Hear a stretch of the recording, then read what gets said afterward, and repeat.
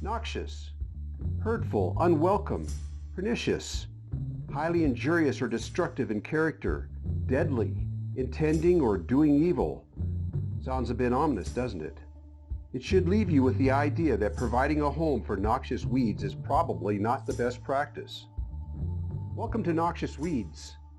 Protecting your investment by promptly dealing with environmental issues that affect your property is an important consideration.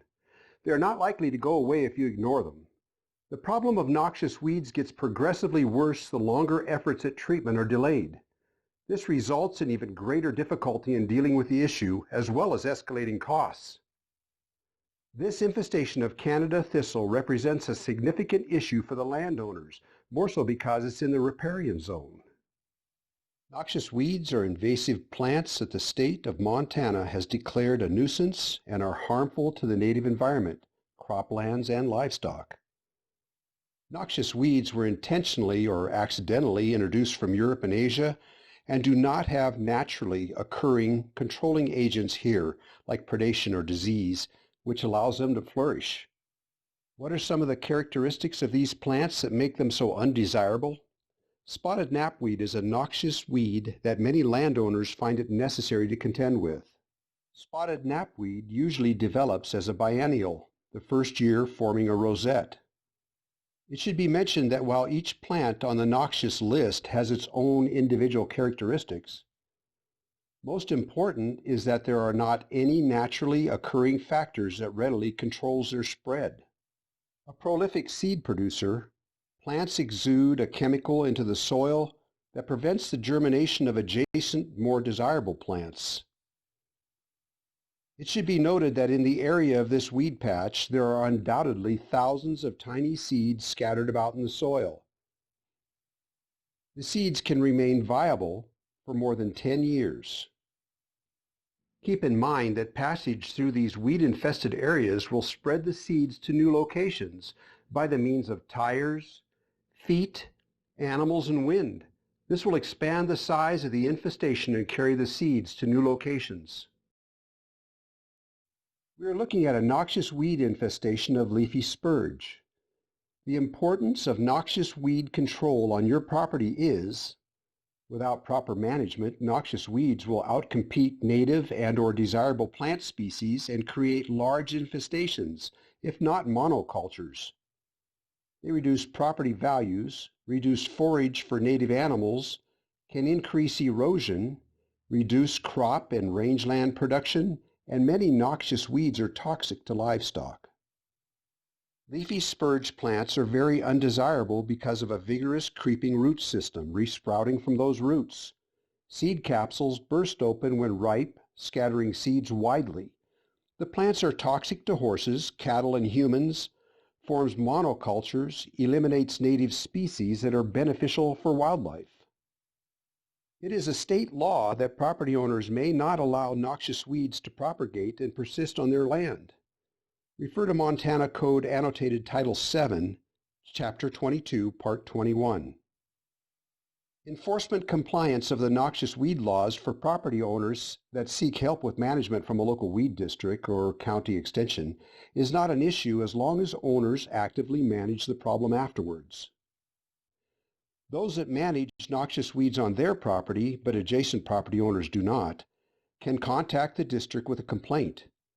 The weed district will investigate. Reports will be handled anonymously. Potential services for landowners. There are three main roles that county weed departments perform using funding provided through taxes. There's a fee for management of noxious weeds along county-owned roads and properties, enforcement of the state of Montana's noxious weed law, and assist landowners in weed identification and management on their property. It does not include actual treatment of weeds on private property. Let's look at tax bills from Cascade and Flathead counties. The highlighted line shows assessment for weed control. In Cascade County, the tax is $4.08. Flathead County assessment of 32 cents is for a different class of property. It also suggests that there may be significant differences in the level of services available. Each county has its own weed management plan template, Fees may be assessed depending on what is needed for the plan. One of the resources includes assisting landowners with weed management plans. Other services and/or duties might include rental of commercial spray equipment in some counties, assistance in acquiring state grant funds for noxious weed control on private lands through the Montana Department of Ag Noxious Weed Trust Fund, and coordinating and working with other government agencies. Most weed departments will meet with landowners to help develop a weed management plan as a free service. It should be noted that some have a combined weed department and extension service. We do have a request from a landowner to evaluate his property for potential weed issues, and you're welcome to join us. This is just a sample of what one county's weed management plan worksheet looks like. Each county will probably have something different and may work from a paper map, a computer, or smartphone, and this results in an opportunity to consider options and make recommendations. They review chemical labels to ensure that landowners understand restrictions and how to use chemicals. The weed person explains what weeds they are looking at and potential treatment options. Noxious weed treatment is not a one-shot effort. It requires continued effort over a number of years, and that could include some different treatment options as time goes on. Potential treatment options might include preventing infestation, grazing, biological control, herbicide applications, cultivation, hand pulling, cutting, and mowing. It should be noted, use of an inappropriate control option on a particular noxious weed can actually spread the problem. There are limits as to which options are suitable for each weed type. Hand pulling is limited to a few specific species and time of year. Also great for small patches, but very labor-intensive for large patches. Herbicide application through the use of a four-wheeler and spray unit as shown can cover large areas but have very special requirements with limited species.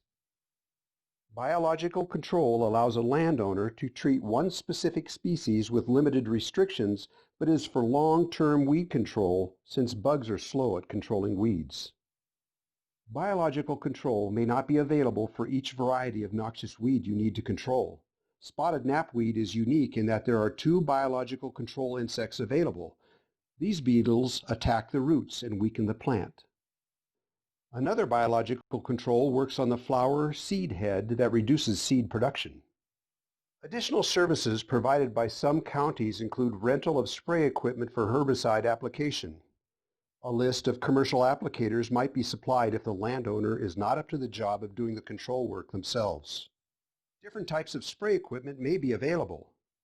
A very limited number of counties will rent appropriate spray equipment to meet your weed control needs. Additional sources of information can be found on websites including your county weed district and MSU Extension Service. The Montana Weed Control Association or Montana Department of Agriculture websites may also be referred to for noxious weed information. There are many publications from a variety of sources available on weed identification and treatment. Classes on weed control may be held at some locations. This class, sponsored by the Montana Land Reliance at Flathead Valley Community College, focused on spotted knapweed. Class discussion on biological control helps students better understand what bug works best for a specific noxious weed. In some areas, special weed events may be held benefiting public lands and at the same time educating the public about noxious weeds. Sun Canyon Weed Whacker Rodeo is one such special event. Many of these events are family-friendly and begin with a brief class on identifying the featured noxious weed and discussing weed issues on public lands.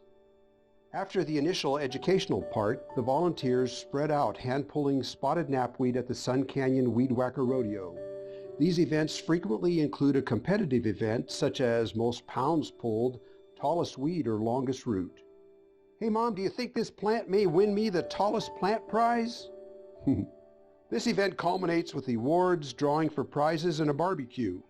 This volunteer teamwork at weed events is important at benefiting the controlling of weeds on public lands. Are you doing your part? Serious weed infestations impair use of the land if the landowner does not establish early and consistent control. Areas of the property may even become a dense monoculture of noxious weeds. The result is a seed bank that may be viable for more than 10 years that will require the landowner's vigilance if the noxious weeds will ever be controlled. The weed infestations also result in limiting land use and animal grazing, crop production, visual appeal, wildlife habitat, or any other useful purpose.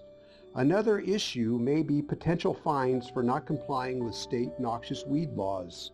Costs of treatment escalate with the spread of the noxious weeds infestation and can easily detract from the value of your investment. Don't let this happen to you.